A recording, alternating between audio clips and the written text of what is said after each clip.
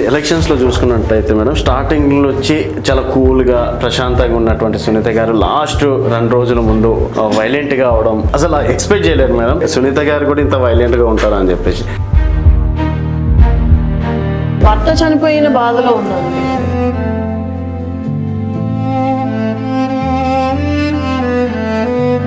ఒకవేళ మనం గట్టిగా మాట్లాడితే ఆ బాధ లేదంటారు, ఏడిస్తే దొంగ ఏడిపడతారు, మాట్లాడితే అవసరమా ఇప్పుడు అంటే ఆ సమయంలో మేము బాధలో ఉన్నాం కాబట్టి నేను చేయాల్సిందంతా చేసుకొచ్చాను.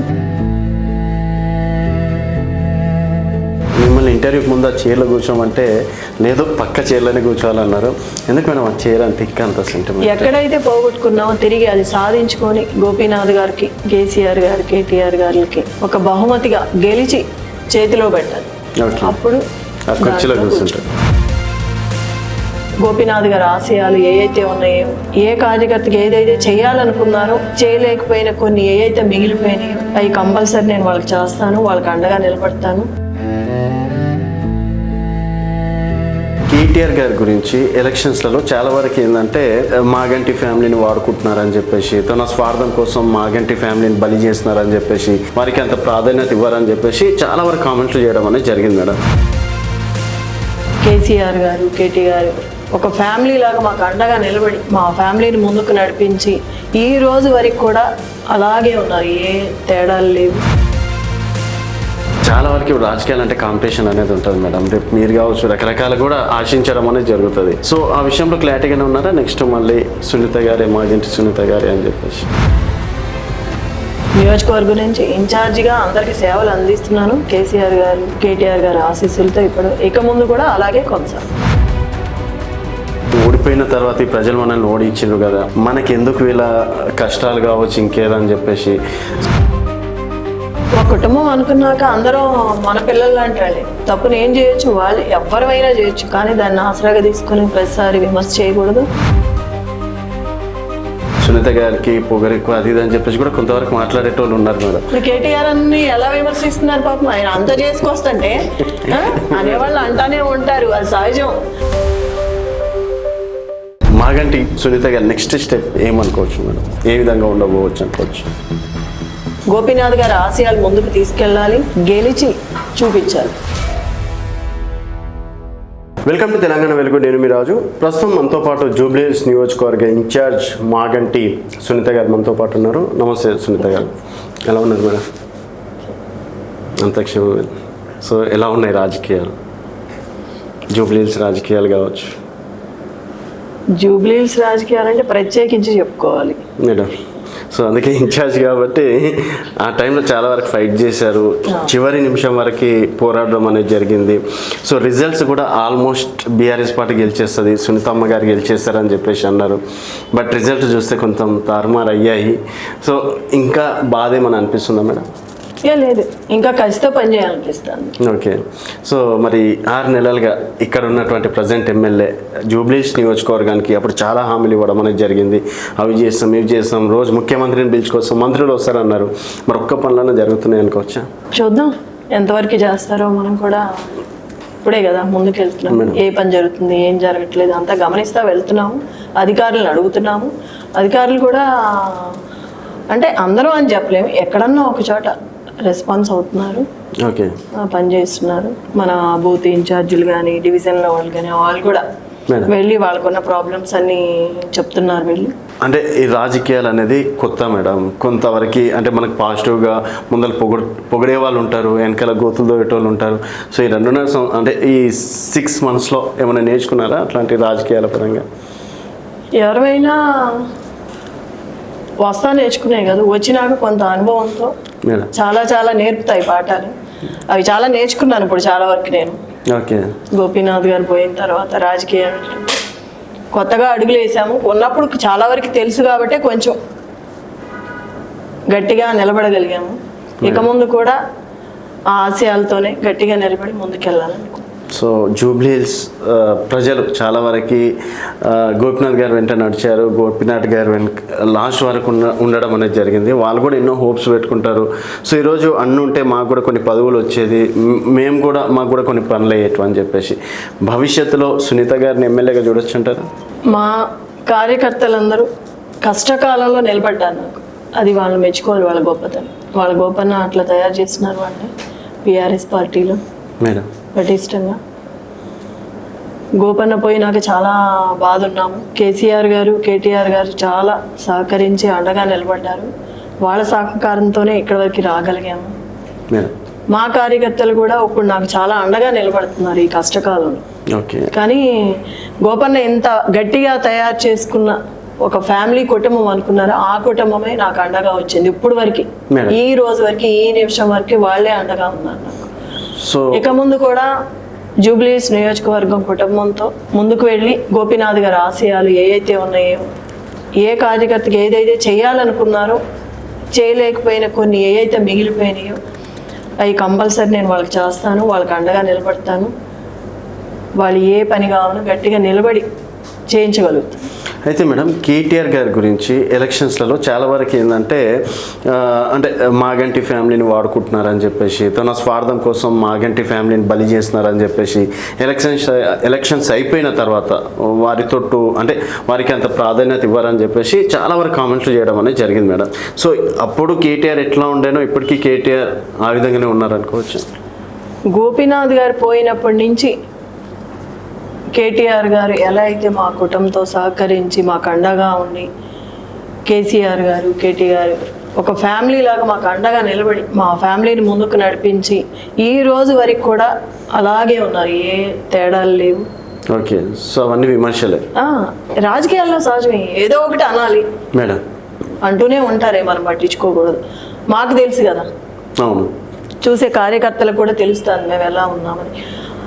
కేటీఆర్ అన్న ఈ రోజు వరకు మా ఫ్యామిలీకి ఆ క్షణం నుంచి ఈ క్షణం వరకు చాలా అండగా నిలబడి ఉన్నారు. అండ్ ఈ మాజీ మంత్రి వర్యులు శ్రీనివాస్ యాదవ్ అన్న కూడా ఇప్పుడు వరకు మేడం చాలా సహకరించి మాతో చాలా ఓకే ఏదన్నా కూడా చూసుకుంటున్నారు. గోపీనాథ్ గారితో కలిసి నడిచిన టీం మొత్తం. ఓకే. అంటే గోపీనాథ్ గారికి పక్కన ఎప్పుడు అందరూ కలిసి ఉండేవాళ్ళు కాబట్టి మా ఫ్యామిలీ గురించి కూడా ఆ అన్నకు కూడా తెలుసు కాబట్టి ఇప్పుడు వరకు మాకు ఏదున్నా కూడా పాపం అండగానే. Okay madam. సో మిమ్మల్ని ఇంటర్వ్యూకి ముందు ఆ చైర్లో కూర్చోమంటే లేదు పక్క చైర్లోనే కూర్చోవాలన్నారు. ఎందుకు మేడం ఆ చైర్ అంత అంత సెంటిమెంట్? ఎక్కడైతే పోగొట్టుకున్నామో తిరిగి అది సాధించుకొని గోపీనాథ్ గారికి, బీఆర్ఎస్ పార్టీ కేసీఆర్ గారు, కేటీఆర్ గారికి ఒక బహుమతిగా గెలిచి చేతిలో పెట్టాలి. అప్పుడు గోపీనాథ్ గారు ఏ ఆశయాలు అయితే అనుకున్నామో కేసీఆర్ గారి అండతో ఇక్కడ వరకు రాగలిగాను కాబట్టి, బీఆర్ఎస్ పార్టీ అంతా మాకు అండగా ఉంది కాబట్టి బీఆర్ఎస్ పార్టీ జూబ్లీస్ నియోజకవర్గం తరఫున ఒక గిఫ్ట్గా కేసీఆర్ గారి చేతిలో పెట్టాలి. అది మా ఆశయం. ఆ ఆశయంతోనే ముందుకు వెళ్తున్నాం. కేటీఆర్ గారి ప్రోత్సాహంతో వెళ్తున్నాము మేడం. సో ఇప్పుడు కుటుంబ పెద్ద ఏమన్నా అంటే చనిపోతే కావచ్చు ఇంకేమన్నా అయితే చాలా వరకు డివైడ్ అయిపోవడం అనేది జరుగుతుంది.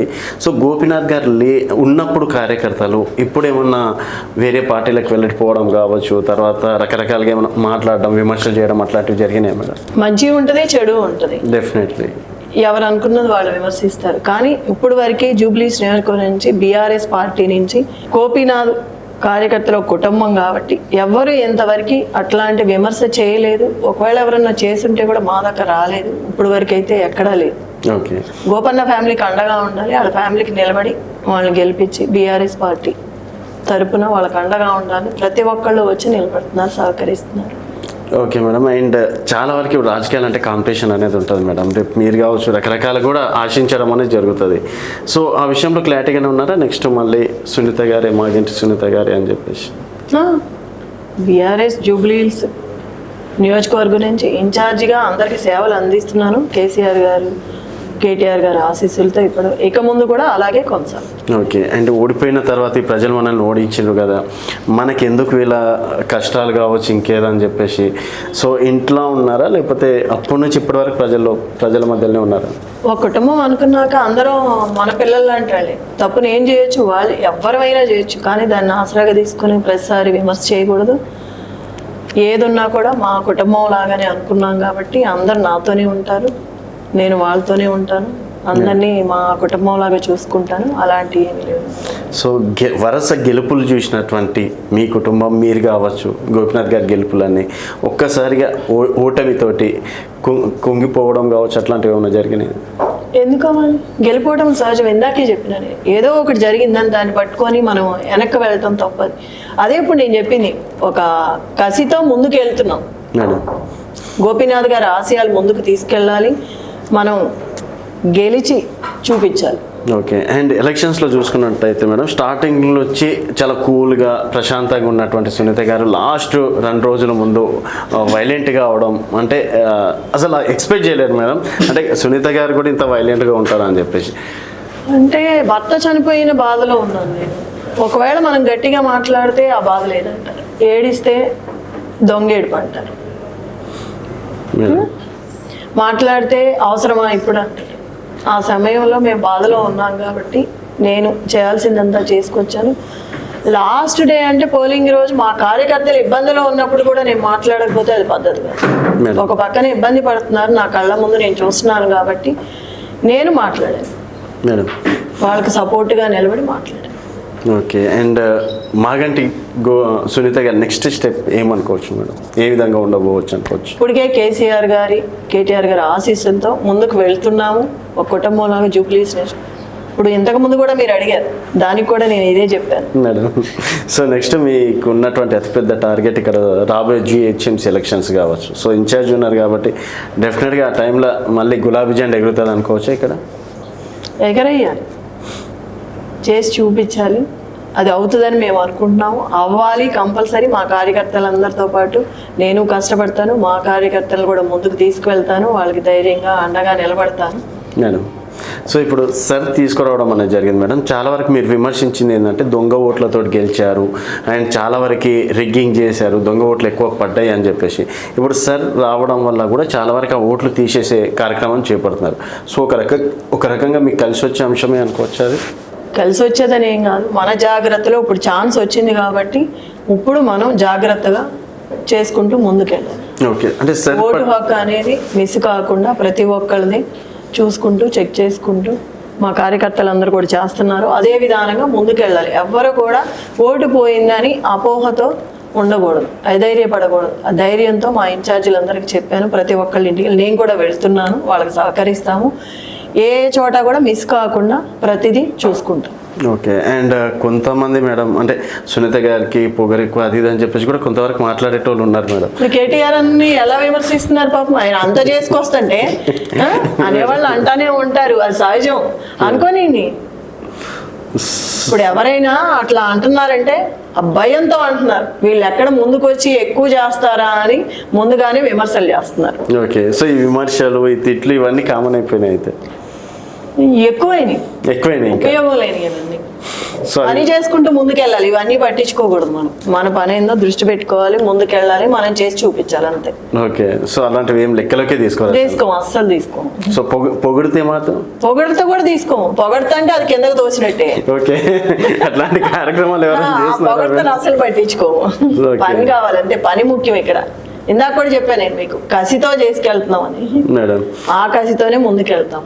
ఓకే. సో నెక్స్ట్ అవకాశం ఇస్తే గోపన్న ఆశయాలు సాధ్యం అనేది సునీత గారితో అవుతుందని అనుకోవచ్చా? అంటే రాజకీయాలు ఎప్పుడెప్పుడే వస్తున్నారు, ఇంత పెద్ద బాధ్యతలు ఏ విధంగా నెరవేరుస్తారు అది ఇది అని చెప్పేసి ఆ రకంగా కూడా కొంతవరకు ఓట్ బ్యాంక్ అక్కడ సైడ్ పడ్డాయి అని చెప్పేసి విన్నాం. ఇంతకుముందు కూడా చెప్పా, కేసీఆర్ గారు, కేటీఆర్ గారు ఆశీస్సులతో ఇక్కడ వరకు రాగలిగాను వాళ్ళ అండతో. ఇక ముందు కూడా ఇదే మా కార్యకర్తలందరి అభిమానం. గోపీనాథ్ గారు ఏ ఆశయాలు అయితే అనుకున్నారో ఆశయాల గురించే నేను వచ్చాను. ఆ ఆశయాలు నెరవేర్చాలి మన జూబ్లీస్ నియోజకవర్గం కార్యకర్తలందరికీ. గోపీనాథ్ గారు ఏదైతే అనుకున్నారో అది చేసి చూపించాలి. ఇప్పుడు వరకు ఆశయాలతోనే కార్యకర్తలు అందరూ కూడా జూబ్లీస్ కుటుంబం అని ఏదైతే అందరూ కూడా నాకు అండగా ఉన్నారు కాబట్టి ఆ అండతోనే ముందుకు వెళ్తున్నాను. నన్ను గెలిపించుకుంటారు, గెలిచి కేసీఆర్ గారికి బహుమతిగా ఇస్తాము. ఎవరికైతే ఏ పనులు అయితే చేయాలని ముందుకు వెళ్తున్నాం ఆ పనులన్నీ చేస్తాం. Okay madam, thank you so much. So ఇది మాగంటి సునీత గారితో స్పెషల్ చిట్ చాట్. మరో గెస్ట్తో మళ్ళీ కలుద్దాం. చూస్తూనే ఉండండి తెలంగాణ వెలుగు.